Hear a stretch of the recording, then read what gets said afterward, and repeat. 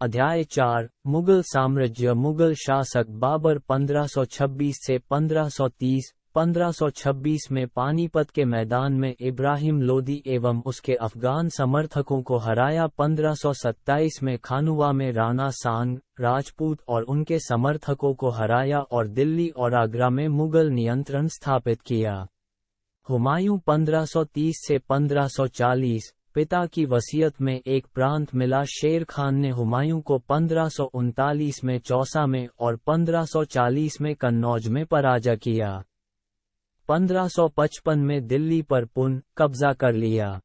अकबर 1556 से 1605। 13 वर्ष की अल्पायु में अकबर सम्राट बना।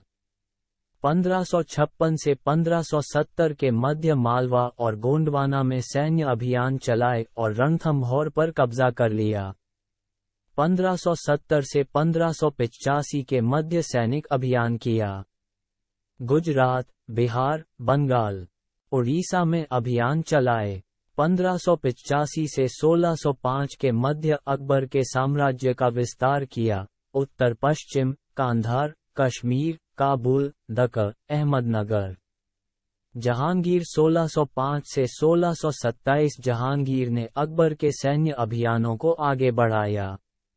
मेवाड़ के सिसोदिया शासक अमर सिंह ने मुगलों की सेवा स्वीकार की। इसके बाद सिखों, अहोमों और अहमदनगर के खिलाफ अभियान चलाए गए, जो पूर्णतः सफल नहीं हुए। शाहजहां 1627, 1658। दक्कन में सैन्य अभियान। अहमदनगर के विरुद्ध अभियान जिसमें बुंदेलों की हार हुई और ओरछा पर कब्जा कर लिया। अहमदनगर को मुगलों के राज्य में मिला लिया गया।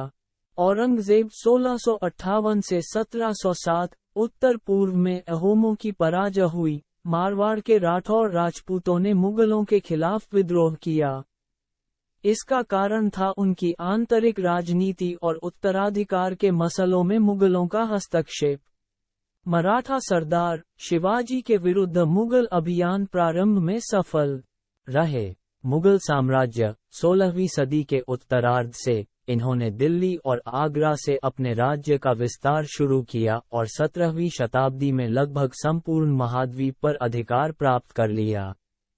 उन्होंने प्रशासन के ढांचे तथा शासन संबंधी जो विचार लागू किए, वे उनके राज्य के पतन के बाद भी टिके रहे। आज भारत के प्रधानमंत्री स्वतंत्रता दिवस पर मुगल शासकों के निवास स्थान दिल्ली के लाल किले की प्राचीर से राष्ट्र को संबोधित करते हैं। मुगल कौन थे? मुगल दो महान शासक वंशों के वंशज थे। माता की ओर से वे मंगोल शासक चंगेज खान, जो चीन और मध्य एशिया के कुछ भागों पर राज करता था, के उत्तराधिकारी थे। पिता की ओर से वे ईरान, इराक एवं वर्तमान तुर्की के शासक तैमूर, जिसकी मृत्यु 1404 में हुई, के वंशज थे। परंतु मुगल अपने को मुगल या मंगोल कहलवाना पसंद नहीं करते थे। ऐसा इसलिए था क्योंकि चंगेज से जुड़ी स्मृतियां सैकड़ों व्यक्तियों के नरसंहार से संबंधित थीं।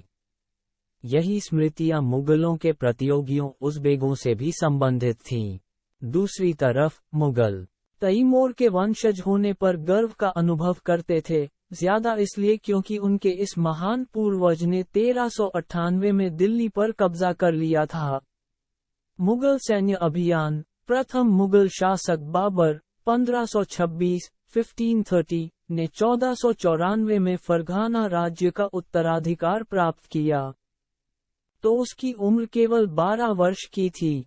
मंगोलों की दूसरी शाखा उज़्बेकों के आक्रमण के कारण उसे अपनी पैतृक गद्दी छोड़नी पड़ी। अनेक वर्षों तक भटकने के बाद उसने 1504 में काबुल पर कब्जा कर लिया। उसने 1526 में दिल्ली के सुल्तान इब्राहिम लोदी को पानीपत में हराया और दिल्ली और आगरा को अपने कब्जे में कर लिया। 16वीं शताब्दी। बाबर ने पहली बार पानीपत के लड़ाई में युद्धों में तोप और गोलाबारी का इस्तेमाल किया। उत्तराधिकार की मुगल परंपराएं। मुगल ज्येष्ठाधिकार के नियम में विश्वास नहीं करते थे, जिसमें ज्येष्ठ पुत्र अपने पिता के राज्य का उत्तराधिकारी होता था। इसके विपरीत उत्तराधिकार में वे सहदायाद की मुगल और तैमूर वंशों की प्रथा को अपनाते थे, जिसमें उत्तराधिकार का विभाजन समस्त पुत्रों में कर दिया जाता था। मुगलों के अन्य शासकों के साथ संबंध। मुगलों ने उन शासकों के विरुद्ध लगातार अभियान किए, जिन्होंने उनकी सत्ता को स्वीकार करने से इनकार कर दिया। जब मुगल शक्तिशाली हो गए तो अन्य कई शासकों ने स्वेच्छा से उनकी सत्ता स्वीकार कर ली। राजपूत इसका एक अच्छा उदाहरण है।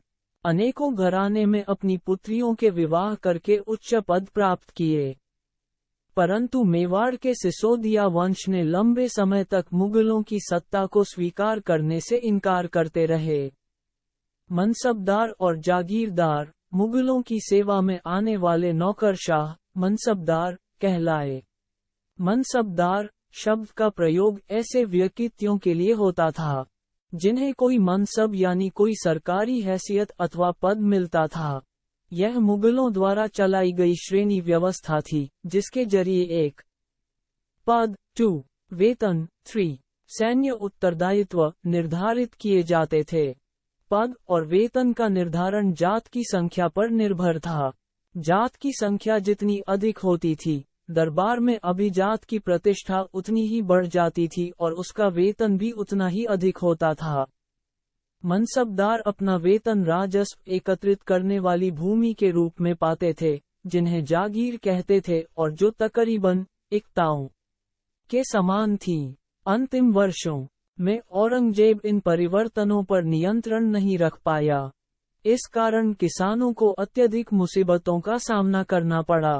जब्त और जमींदार। मुगलों की आमदनी का प्रमुख साधन किसानों की उपज से मिलने वाला राजस्व था। अधिकतर स्थानों पर किसान ग्रामीण कुलीनों यानी कि मुखिया या स्थानीय सरदारों के माध्यम से राजस्व देते थे। समस्त मध्यस्थों के लिए, चाहे वे स्थानीय ग्राम के मुखिया हो या फिर शक्तिशाली सरदार हों, मुगल एक ही शब्द जमींदार का प्रयोग करते थे।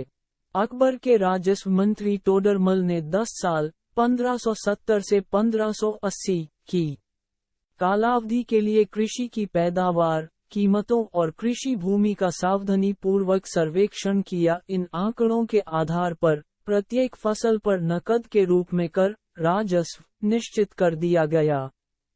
प्रत्येक सूबे प्रांत को राजस्व मंडलों में बांटा गया और प्रत्येक की हर फसल के लिए राजस्व दर की अलग सूची बनाई गई। राजस्व प्राप्त करने की इस व्यवस्था को ज़ब्तर कहा जाता था। अकबर के शासनकाल का इतिहास को 3 जिल्दों में लिखा है। अकबरनामा 1 अकबर के पूर्वजों का बयान है। 2 अकबर के शासनकाल की घटनाओं का विवरण देती है। 3 आईने अकबरी है, जिसमें अकबर के प्रशासन, घराने, सेना, राजस्व और साम्राज्य के भूगोल का ब्यौरा मिलता है। अकबर की नीतियां अबुल फजल के अकबरनामा विशेषकर आईने अकबरी में मिलता है। साम्राज्य की प्रांतों में बटा हुआ था, जिन्हें सूबा कहा जाता था। सूबों के प्रशासक सूबेदार कहलाते थे, जो राजनैतिक तथा सैनिक दोनों प्रकार के कार्यों का निर्वाह करते थे। प्रत्येक प्रांत में एक वित्तीय अधिकारी भी होता था, जो दीवान कहलाता था। कानून और व्यवस्था बनाए रखने के लिए सूबेदार को अन्य अफसरों का सहयोग प्राप्त था, जैसे कि बख्शी, सैनिक वेतनाधिकारी, सदर, धार्मिक और धर्मार्थ किए जाने वाले कार्यों का मंत्री, फौजदार, सेनानायक और कोतवाल, नगर का पुलिस अधिकारी का। अबुल फजल ने सुलह कुल के इस विचार पर आधारित शासन दृष्टि बनाने में अकबर की मदद की।